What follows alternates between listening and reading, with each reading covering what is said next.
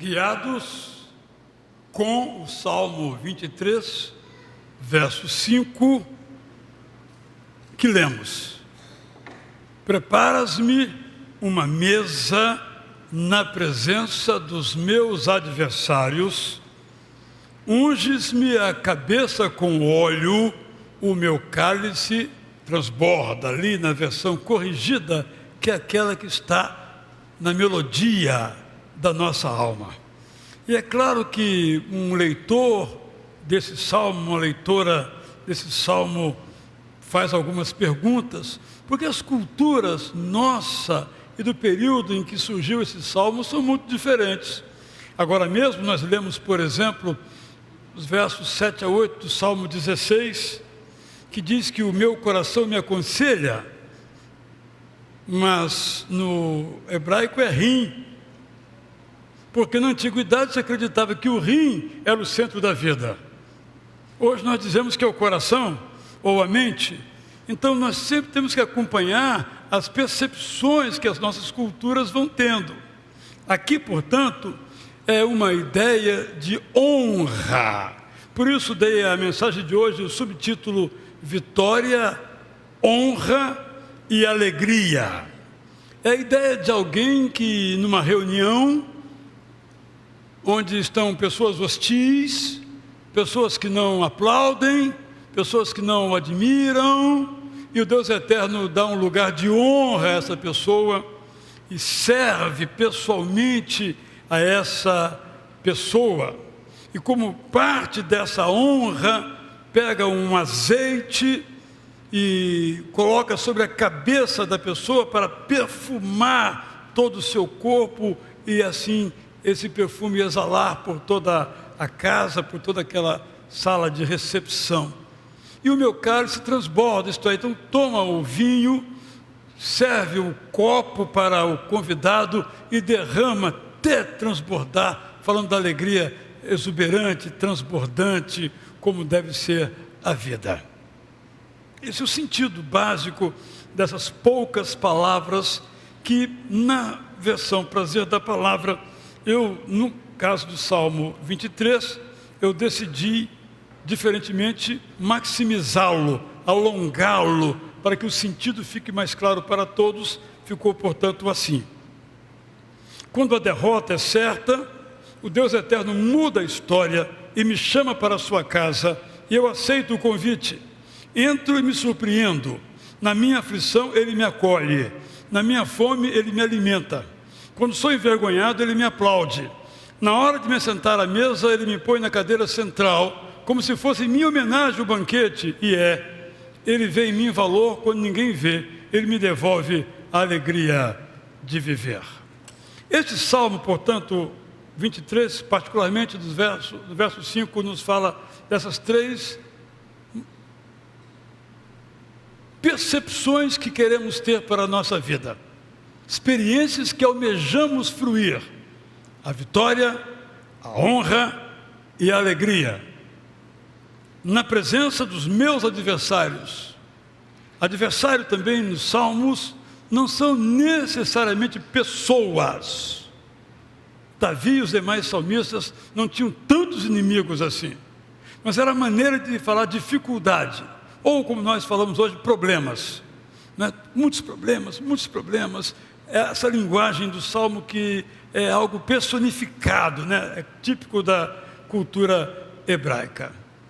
Na presença dos meus adversários, então, nos lembra que o Deus Eterno nos promete a vitória. Vitória nas lutas, sejam enfermidades ou outras situações. E é bom sempre nos lembrarmos que vitória é o segundo capítulo. O primeiro capítulo é a luta.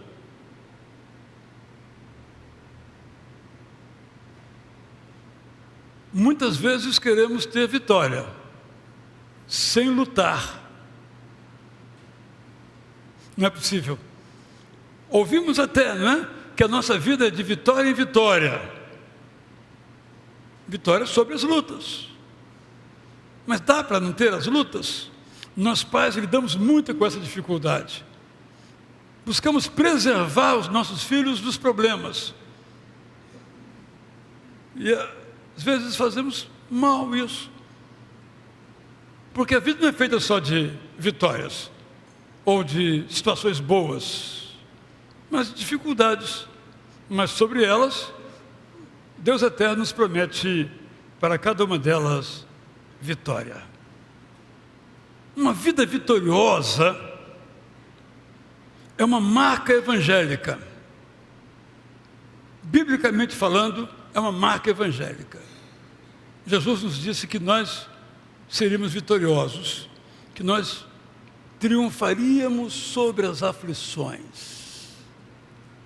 E parte da comunidade evangélica gosta muito disso. Recentemente, alguém disse: eu gostaria muito de levar o Israel aqui na minha igreja, mas eu acho que não vai dar certo, porque quarta-feira é o culto da vitória. Só falamos de vitória, eu acho que não vai se encaixar com o perfil dele.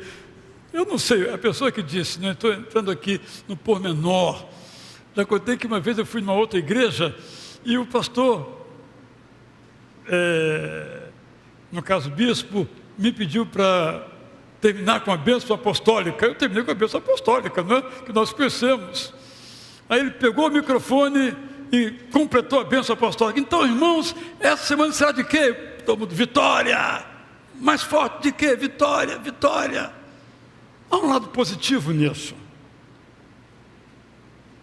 Mas e eu e você, que não estamos nesse momento passando por vitória? Como é que a nossa mente fica? Ou da linguagem do Antigo Testamento, nosso rim fica, nosso coração fica, nossa consciência fica. Então é preciso que sempre consideremos esse aspecto, porque a vitória que nos marca deve ser a vitória do jeito de Deus. Como cantamos tão belamente muitas vezes aqui, aquela música de Joia Júnior e Marcílio Filho, Oliveira Filho: não a minha vontade, mas a tua vontade. Mas, na verdade, há um conflito de vontades. Porque, no fundo, se Deus fizer a minha vontade, Ele então respondeu a minha oração. Mas se Ele não fizer a minha vontade, eu estou esperando que Ele faça a minha vontade. Sinceramente, não é assim que nós nos comportamos, não é? E nós somos chamados a pensar na vitória do jeito de Deus. Uma vitória que nós reconhecemos que veio dele. Eu leio para os irmãos do Salmo 25, 1 a 5. Ó Deus eterno, Tu és o meu Deus. Isaías 25, 1 a 5. Texto que com alegria leio. Ó Deus eterno, Tu és o meu Deus. Eu te exaltarei, celebrarei o Teu amor, porque tem feito coisas extraordinárias. Tu tens cumprido Tuas graciosas promessas, feitas há muitos séculos, nenhuma delas falhou. Tu derrubaste poderes que nos ameaçavam e derrotaste os impérios que nos queriam nos destruir. Eles nunca mais nos ameaçarão. É por isso que, por Ti fortalecidos, vamos Te dar glórias, enquanto os opressores fugirão de medo. Tu tens sido a força do pobre e o abrigo do necessitado na angústia. Tu tens sido refúgio durante a tempestade e abrigo contra o sol causticante. Quando as dificuldades nos angustiam, Tu nos proteges construindo um muro alto para que não nos atinjam. Tu tens feito com que os arrogantes nos deixem em paz. Tu nos providencias o alívio e mandas que os gritos dos maus se transformem em silêncio. Vocês viram que eu dei uma titubeada aqui ao ler? Que eu disse: é Isaías, mas eu estou lendo aqui, isso aqui parece um salmo. E é um salmo, mas só que no livro de Isaías. Mas na hora me deu um tremor aqui. Será que estou lendo corretamente o texto bíblico? É um salmo, num contexto muito específico no livro de Isaías. Porque ser vitorioso inclui uma atitude diante da derrota. Porque nós passamos por derrotas temporárias. O apóstolo Paulo, no seu belíssimo texto aos Coríntios, diz que nós somos afligidos, açoitados, feridos, machucados. Ele descreve em vários verbos as situações pelas quais nós passamos. Mas ele também diz que nós não somos derrotados, somos parcialmente derrotados, temporariamente derrotados, mas nunca definitivamente derrotados. Esse salmo nos ensina então como nós reagimos a essas derrotas temporárias. É o fim, acabou, não tem mais jeito, é uma atitude. Mas o salmo nos diz que no meio da adversidade, quando a derrota se aproxima, quando tudo parece que não vai mesmo funcionar,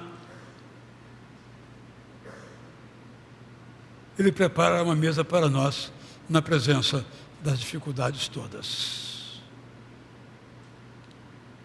Nosso olhar para a vitória e para a derrota, para o triunfo e para o tropeço, tem que ser o olhar do Deus eterno, pelo poder do seu Espírito Santo habitante em nós. Tendo nascido de novo, escreveu o apóstolo em 1 João 5, 4 a 5, vencemos as pressões que as pessoas procuram nos impor por causa da nossa fé.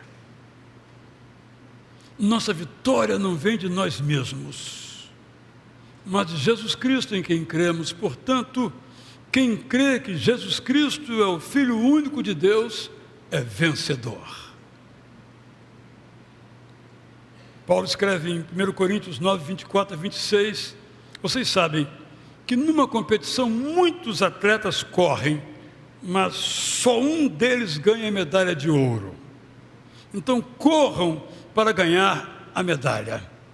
Vocês sabem que para vencer o atleta treina muito, já que a sua meta é ganhar a coroa da vitória, que o tempo destrói. Nós, porém, competimos para receber uma coroa que o tempo não destrói. Vitória. Vitória do jeito de Deus.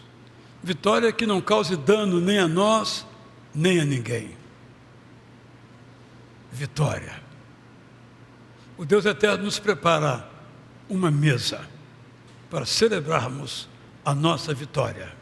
Mas, repito, vitória depois da luta, não antes, não sem. Na fé cristã, não há lugar para um mundo mágico, mas um lugar para a presença de Deus em meio às vitórias e adversidades, tropeços e subidas. O texto nos continua falando de uma situação que eu imaginei como sendo de aplauso. Unges-me a cabeça com óleo. Isto é, entre tantas pessoas, aqui o poeta celebra que foi escolhido para receber do dono da casa aquele óleo que traz o destaque, a ênfase, o lugar especial dessa pessoa em relação a todas as demais.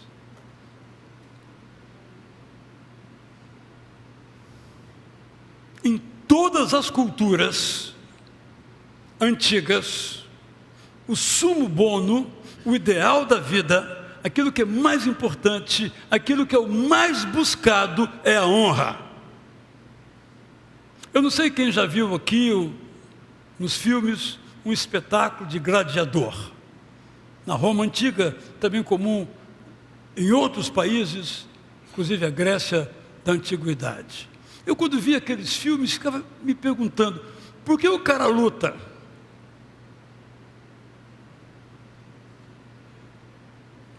Ele luta porque vai ser honrado.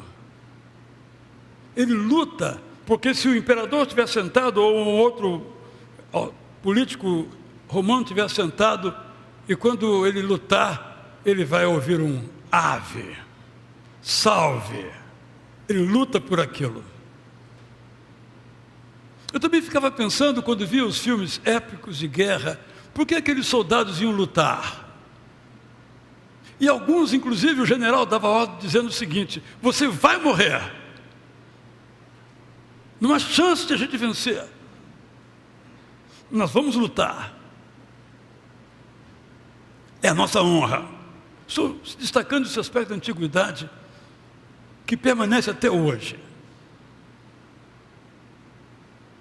É muito comum as pessoas, quando são atacadas por A ou B, dizerem: eu tenho que defender a minha honra. Ou outras frases: meu único patrimônio é a minha honra. Eu tenho refletido um pouquinho sobre essa palavra, que às vezes vem em forma de glória, glória eterna no futebol, em outros campos. O que significa essa honra? Quando a gente lê o livro de Neemias, ele diz: ó meu Deus, tu sabes que eu fiz tudo por este povo. A sua oração, no fundo, está dizendo: eu quero e preciso da tua aprovação. Todos nós precisamos da aprovação de Deus. Mas nós sabemos que por causa de Jesus Cristo, nós já fomos aprovados. Eu não preciso agradar a Deus para ser salvo. Eu já fui. Por ter sido, eu procuro agradá-lo. Que na verdade, nenhum de nós consegue produzir as condições para ser salvo. Esse é o resumo da soteriologia, da doutrina da salvação, biblicamente falando. Mas depois que nós fomos aprovados, nós então agora vivemos para agradar ao Deus eterno, que Ele continue dizendo: está bem, meu filho fiel. E eu sou encantado com esse versículo, quando Jesus sai das águas do batismo, muitas vezes cito aqui, e vou dizer algo talvez um pouco ousado, mas penso que esse verso, essa palavra de Jesus, a Jesus, vinda do Pai, tem uma dimensão teológica. Isso aí é, meu filho, Ele é Deus, Ele é divino. Mas ouso dizer que também tem uma dimensão psicológica. Jesus precisava ouvir aquilo. Ele estava no começo do seu ministério. Muitas coisas iriam acontecer. Nós sabemos quanto ele sofreu para ser o ministro do Pai. Então eu imagino que ao longo da vida, essa palavra repercutiu na sua alma. Eu sou o filho amado por Deus.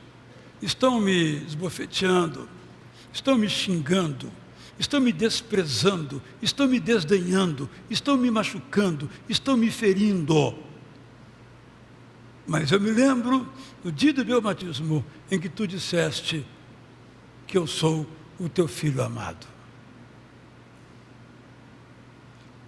Nós precisamos ser honrados, nesse sentido de receber honra. Não uma honra buscada, mas uma honra oferecida. Não uma honra negociada, mas uma honra de disponibilidade. Pais, a vocês sobretudo digo: honre aos seus filhos elogiando-os. O apóstolo Paulo recomenda aos pais: não falem palavras que irritem ou desanimem os seus filhos, mas que os animem.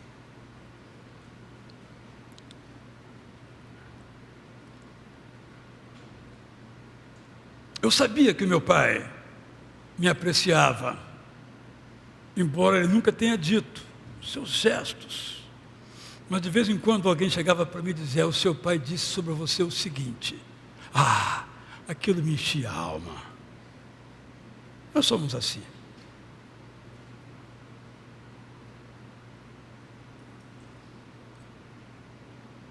Quando eu era embaixador do rei, nós jogávamos futebol no campinho que hoje é a primeira igreja batista do Andaraí. Eu nunca joguei absolutamente nada de futebol. Nem achava que jogava. Tem alguns que acham que jogam, mas não jogam. Eu nunca achei. Nunca joguei e nunca achei. Mas durante um desses jogos, lá no campinho, lá no meia quadra da Igreja Batista Tijuca, eu cabeceei uma bola. A única, talvez, em toda a minha história futebolística, em toda a minha carreira. E aí o técnico disse: hoje teve alguém aqui que cabeceou muito bem. Olhou para mim: você cabeceia muito bem. Irmãos, não tem um dia que eu não me lembro dessa palavra. Eu sei que não era verdadeira, mas a generosidade daquele irmão de me estimular, naquele único gesto, entre 500 errados, um único acerto, me acompanha e me ajuda a viver. Porque eu e você, nós somos assim. As pessoas acertam 500 vezes, erram uma, e nós lembramos: você errou. E as 499 que ele acertou? Que eu estou estimulando, seguindo o exemplo do Deus Pai, que nós honremos as pessoas. Vocês viram que na segunda música cantada agora, alguém, um só, olhou para o lado, olhou para o outro, e ninguém, eu não sei quem foi, então estou à vontade para dizer isso, né?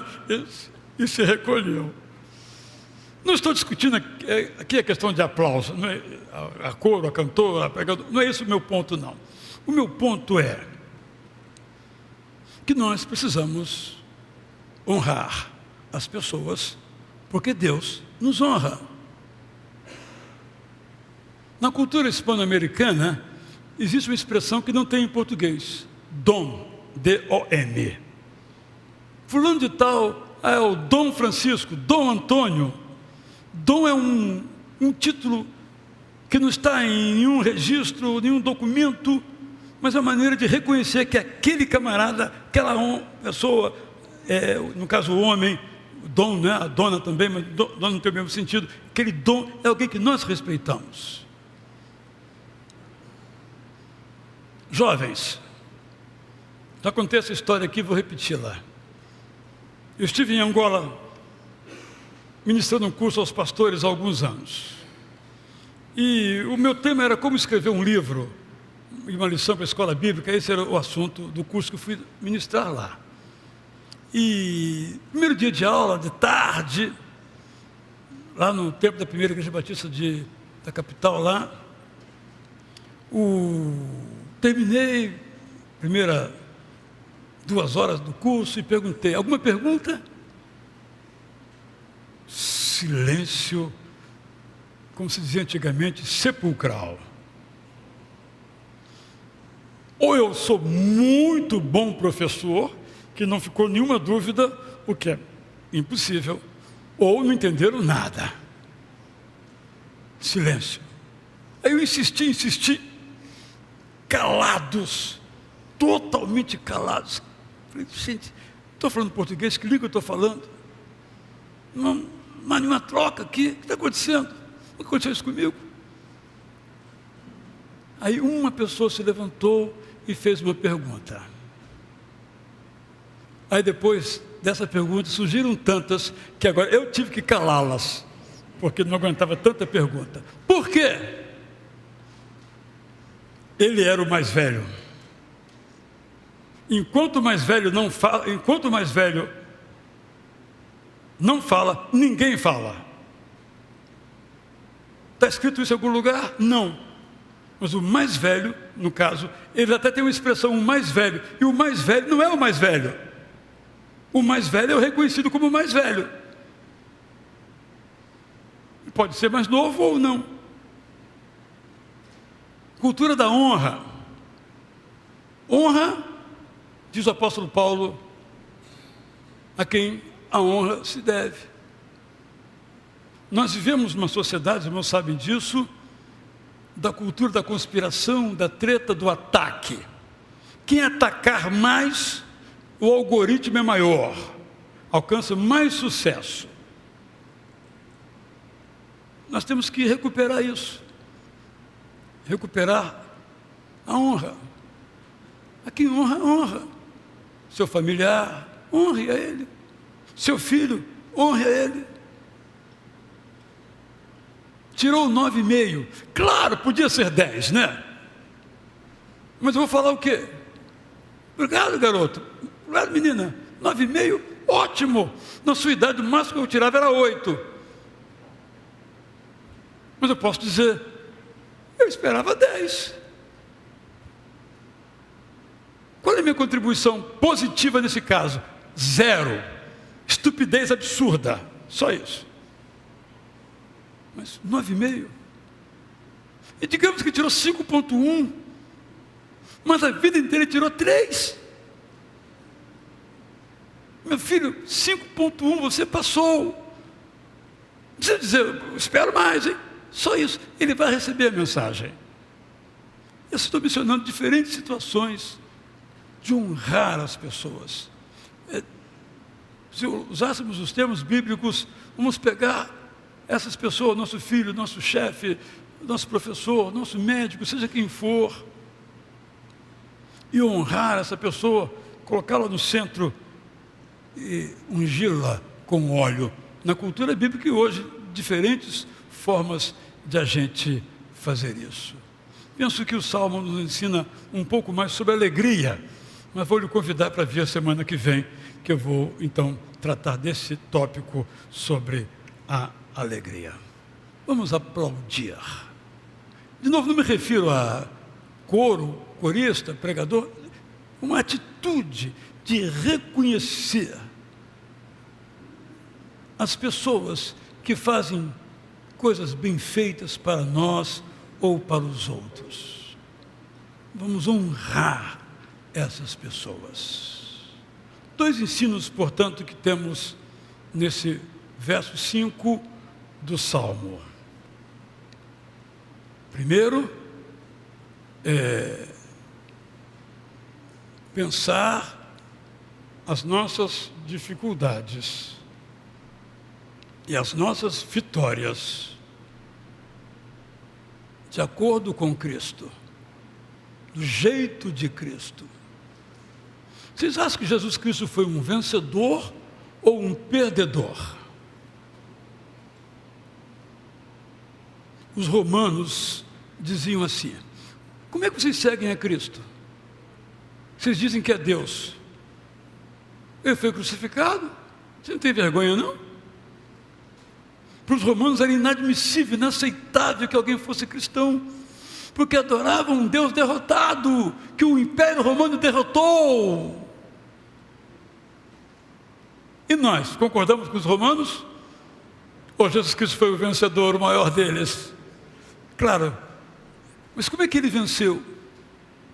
Como é que foi a vitória dele? A vitória de Jesus Cristo incluiu a morte. É a vitória do jeito de Deus. É a vitória segundo Cristo nos faz.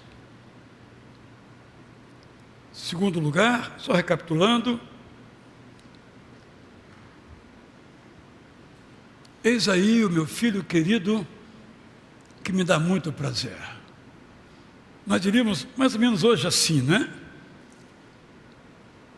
Tem alguém aí que saiu agora do batismo, desse aí eu tenho orgulho.